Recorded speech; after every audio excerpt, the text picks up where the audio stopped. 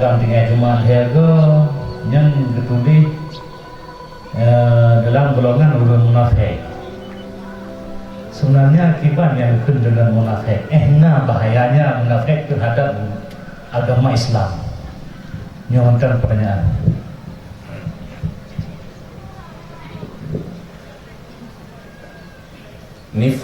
Nifak gambaran daripada berbeda zahir dan batin. Jadi puye pegah bak zahir, khilaf ma fi sudur. Puye yang di permukaan berbeda dengan kenyataan.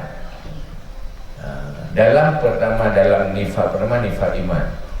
Jika lahir iman. Yang kedua kan nifak juga kafir. Nifak tanya hana konsisten, hana serius antara zahir dan batin. Kena mesti ini menawar. Tanya dah semayang. Semayangnya ku aqimis salat ali zikrillah. Aqimis salat ali zikri. Udah semayang untuk ingat Allah. Dan yang kedua, tetapi buat dia dah semayang ingat Tuhan lain.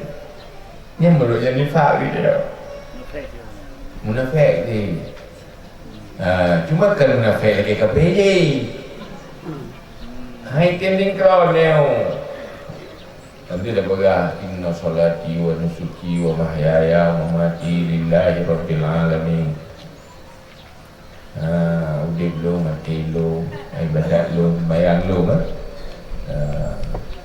Udip lu, mati lu untuk Allah. Yang nyong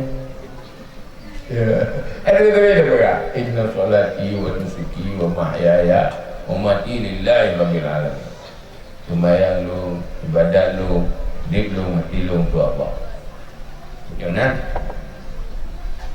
antara kata dengan kenyataan. Kadang serius dan ada kehendaknya. Makna doa sembahyang. Tapi ada kehendak. Tapi hati hati mana? Itu nifak. Orang juga hanya jadi malai ke yang terlagi yang hati yang hanya cinta ke agama. Hanya ia ke dosa. Ada itu walaupun pegah lahir ya galak punya masa Nabi di ledau sih janji kita nak Tuhanulillah yang boleh Islam dia pun kalau lahir di kerja Islam tu mak di Islam jadi Islam sebanyak kemunafik kan ini dari gunung anak Islam dan Islam tanda di oleh jamu hai dia Jumaat lega dia Jumaat yang dendam boleh Islam anak yakin Islam